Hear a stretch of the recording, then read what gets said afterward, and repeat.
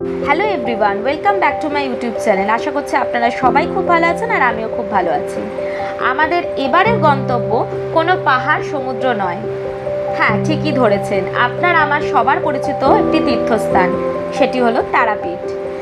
আমাদের এবারের যাত্রা শুরু হবে ট্রেন নাম্বার 12363 কুয়া এইচডিবি সুপারফাস্ট এক্সপ্রেস, যেটা কলকাতা স্টেশন থেকে 9টা 5-এ ছাড়ে এবং সেটি পৌঁছায় রামপুরহাট জাংশনে সকাল 12:30।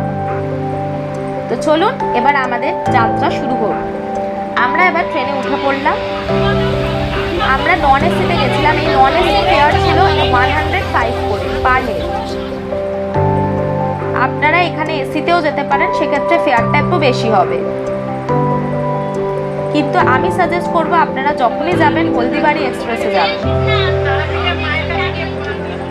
হলদিবাড়ি এক্সপ্রেস এমন একটি ট্রেন যেটি কখনো লেট করে না, খুব রেয়ার কেসে ও লেট করে। সেই জন্য আপনারা যদি তাড়াতাড়ি যেতে চান তাহলে অবশ্যই হলদিবাড়ি এক্সপ্রেসেই যাবেন। তো চলুন এবার আমাদের যাত্রা শুরু হলো।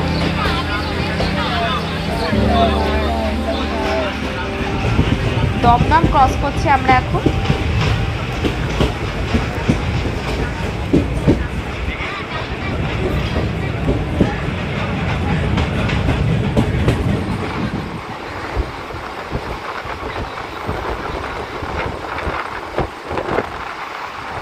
তো চলুন এবার আমরা পৌঁছে গেছি রামপুরহাট জংশনে।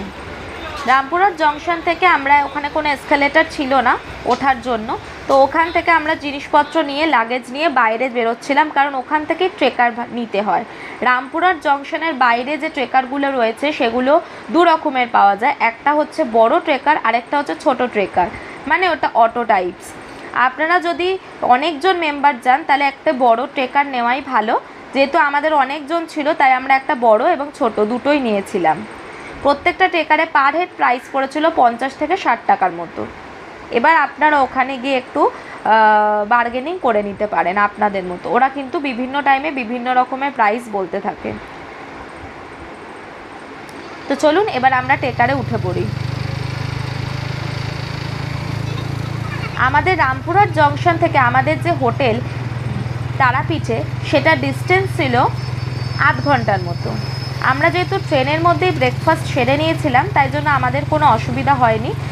সেই জন্য আমরা যখন ট্রেকারে উঠলাম, ট্রেকারে 8 ঘন্টার মধ্যেই আমরা পৌঁছে গেছিলাম আমাদের যে গন্তব্য তারাপীঠের যে হোটেল মহাপ্রভু, সেটা একদম তারাপীঠ মন্দিরের সামনেই। এই যে আমরা পৌঁছে গেছি তারাপীঠ মন্দিরের এই চত্বরটা সবারই চেনা। এই গলিটাই হলো তারাপীঠের মন্দিরে যাওয়ার যে গলি, সেই গলি। এই গলি থেকে আপনারা সোজা যেতে থাকবেন। সোজা গিয়ে দেখবেন দুপাশে বিভিন্ন হোটেল রয়েছে, খাওয়ার হোটেল।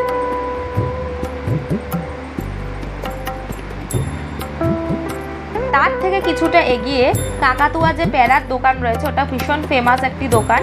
ওই দোকানের ঠিক অপোজিট ফুটে একটি হোটেল রয়েছে, সেটি হলো হোটেল মহাপ্রভু হোটেল। আমাদের হোটেলটি ছিল ওইটি।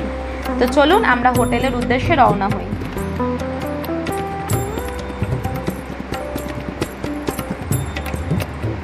প্রচণ্ড গরম ছিল সেই সময়, আর আমাদের যেহেতু একদিনের হেকটিক শিডিউল ছিল সেজন্য আমরা তাড়াহুড়ো করেই গেছিলাম। টাইম নিয়েও আপনারা যেতে পারেন, কোনো অসুবিধা নেই। একদিনের ট্যুরে তারাপীঠ এনাম। এই যে এবার আমরা হোটেলের সামনে এসে উপস্থিত হয়েছে। হোটেলের সাথে নিজস্ব রেস্টুরেন্টও আছে, আপনাদের কোনো অসুবিধা হবে না।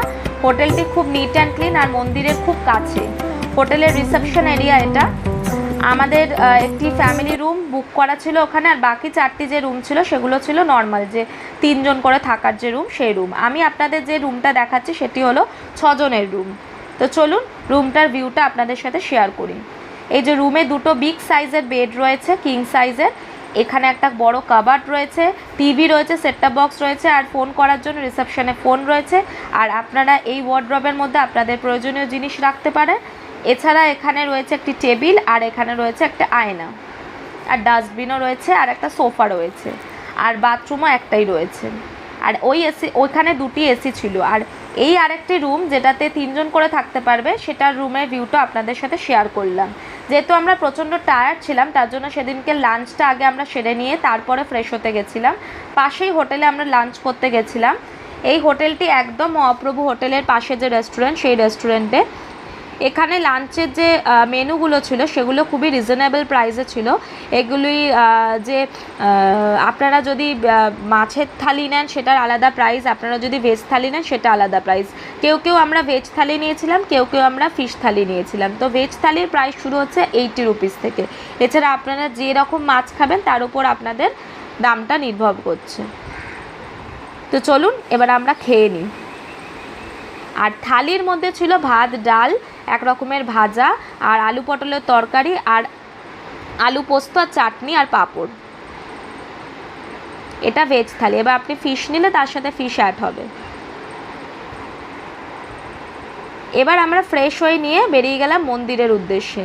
মন্দিরে যেহেতু আমাদের আগে থেকেই একটি পান্ডার সাথে চেনাশোনা ছিল, অনেকবার যেহেতু তারাপীঠে গেছি, তো ওনার দোকান থেকে আমরা জিনিস নিয়েছিলাম সমস্ত মন্দিরের ডালি, ফুলের ডালি। এগুলো ফুলের ডালি শুরু হচ্ছে 51 টাকা থেকে। এরপরে আপনি যত অ্যামাউন্টের ডালি নিতে চান সেটা নিতে পারবেন। মন্দিরের চারপাশে অজস্র দোকান। এই দোকান থেকে আপনি মন্দিরের ঠাকুরের প্রয়োজনীয় কিছু জিনিস কিনে নিতে পারেন আপনার বাড়ির জন্য। এছাড়া প্যারার দোকানও প্রচুর রয়েছে। আর ফুলের পুজো দেওয়ার জন্য যে ফুলের মালা, সেটাও আপনারা এখান থেকে কালেক্ট করে নিতে পারেন। এখানে প্রচুর শাড়ি দিয়ে মালার দোকান রয়েছে, এই যে দেখতে পাচ্ছেন। আমরা যেহেতু শনিবার গেছিলাম, প্রচণ্ড ভিড় ছিল। আমি সবাইকে সাজেস্ট করবো যে যখনই যাবেন শনিবারটা আর মঙ্গলবারটা একটু অ্যাভয়েড করে যাওয়া ভালো, উইকেন্ডসটা, তাতে ভিড়টা একটু কম হবে। এই যে দেখুন আমরা তারাপীঠ মন্দিরে চলে এসেছি। প্রচণ্ড ভিড় দেখতেই পাচ্ছেন। এখানে দু রকমের লাইন আছে, একটা জেনারেল লাইন আর একটা হচ্ছে ভিআইপি লাইন। ভিআইপি লাইনের জন্য পারে 300 টাকা করে দিতে হয়, তাতে আপনার ভিড়টা কম হবে, কিন্তু লাইন তো আপনাকে ধরেই হবে শনিবার।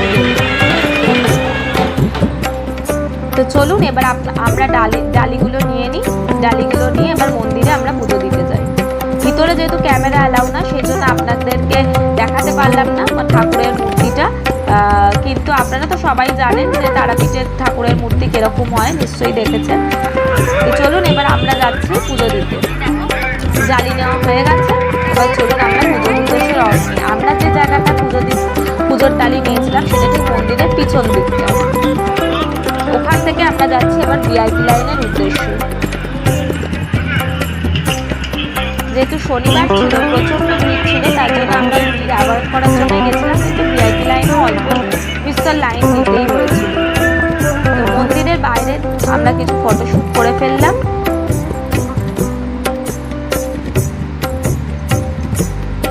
এরপর আমরা হোটেলে গিয়ে রাত্রিরে ডিনার করে পরের দিনের সমস্ত লাগেজ প্যাক করে রেখে হোটেল থেকে ব্রেকফাস্ট করে বেরিয়ে পড়লাম সকালবেলা শ্মশানে যাওয়ার উদ্দেশ্যে। ওখানে তারাপীঠ যে মহাশ্মশান, ওটা আপনারা অবশ্যই ভিজিট করবেন। ওই মহাশ্মশানের ভিতরেই দেখতে পাচ্ছেন একটা বামা খ্যাপার মন্দির রয়েছে, ওখানেও পুজো দিতে চাইলে আপনারা দিতে পারেন। তো চলুন এবার আমরা বামা খ্যাপার মন্দিরের উদ্দেশ্যে রওনা হই। ওখান থেকে আমরা যাব তারাপীঠ মহাশ্মশানে।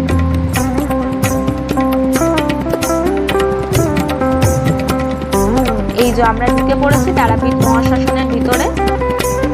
শ্মশানটা খুবই ফাঁকাই ছিল, খুব একটা লোক ছিল না, যেহেতু সকালবেলা গেছিলাম আমরা।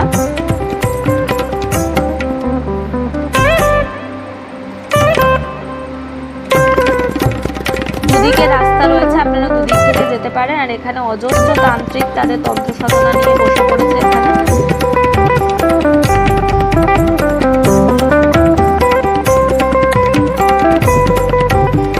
মহাশ্মশানের যে মেন গেট, সেখানে গিয়ে আপনারা দেখতে পারবেন, সেখান থেকেই মেন গেটটা শুরু হচ্ছে, যেখান থেকে আপনারা এন্ট্রান্সটা নেবেন। এই যে এইটাই হলো তারাপীঠের মহাশ্মশানের মেন গেট।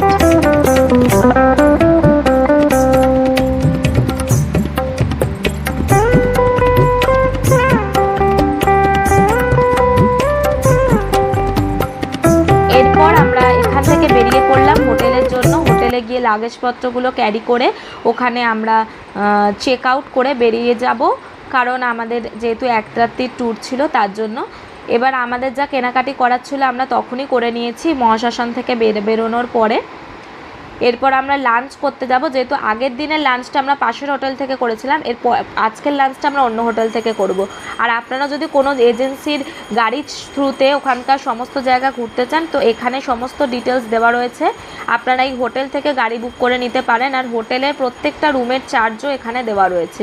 এদের বিহেভিয়ার ভীষণ পোলাইট এবং এরা ভীষণ ভালোভাবে রুমটাকে নিট অ্যান্ড ক্লিন রাখেন। আপনারা যদি আসেন তারাপীঠে অবশ্যই এই হোটেলে থাকবেন, আমি অবশ্যই রেকমেন্ড করব। তো চলুন, আমাদের চেক আউট করা কমপ্লিট। এবার আমরা বেরোবো লাঞ্চের উদ্দেশ্যে।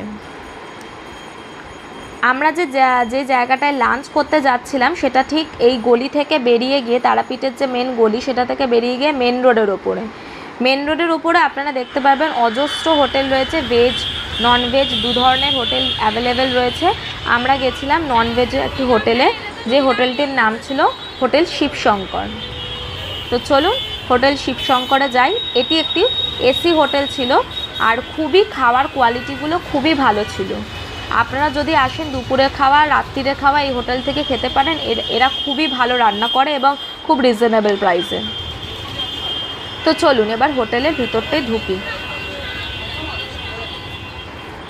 হোটেলে আমরা ঢুকে পড়েছি রেস্টুরেন্টের মধ্যে আমরা ব্যাগপত্র রাখছি, রেখে এবার আমাদের যেহেতু ট্রেন দুপুর 2টোর সময় ছিল তাই একটু তাড়াই ছিল, সেজন্য আমাদের একটি গাড়ি বুক করা হয়েছিল। সেই গাড়িটি আমাদের একটি টেম্পো ট্রাভেলার গাড়ির মতো বড় বাস টাইপের, সেটি পুরো রিজার্ভ করে আমরা সবাই যেতাম, সেজন্য গাড়িটি বাইরে অলরেডি দাঁড়িয়ে ছিল।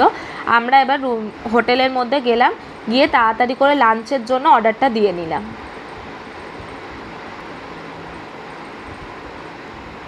লাঞ্চে বিভিন্ন ধরনের আইটেম ছিল আর এদের প্রত্যেকটা আইটেমই খুব ভালো ছিল। এদের প্রত্যেকটা ভেজ থালির সাথে ছিল ভাত, ডাল, এক রকমের তরকারি, শুক্তো, চাটনি, পাঁপড়, এগুলো তো ছিলই। এছাড়া আপনারা যদি মনে করেন আলাদা করে মাছ মাংস অর্ডার করবেন সেটাও করতে পারেন। আমরা মাংসের থালিও নিয়েছিলাম এবং আমরা ইলিশ মাছ, কাতলা মাছ, দু রকম মাছের থালি নিয়েছিলাম। ইলিশ মাছের এখানে প্রাইস শুরু হচ্ছে 350 টাকা থেকে, আর মাংসের যে থালি চিকেন নিলে আপনাদের সেটা স্টার্ট হচ্ছে 160, আর যদি মাটন নেন সেটা হচ্ছে 200। আর কাতলা থালির দাম শুরু হচ্ছে 140 টাকা থেকে।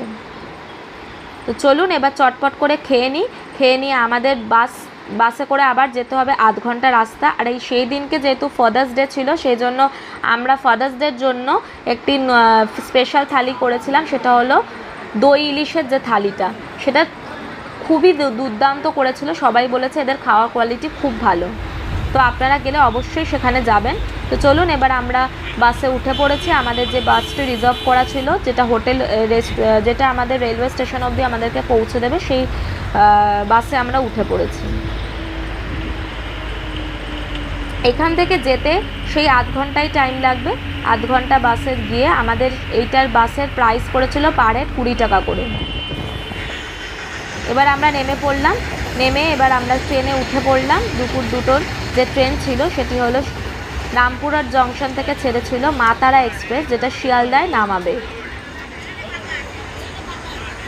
সন্ধে 6টা থেকে 6:30টার মধ্যে।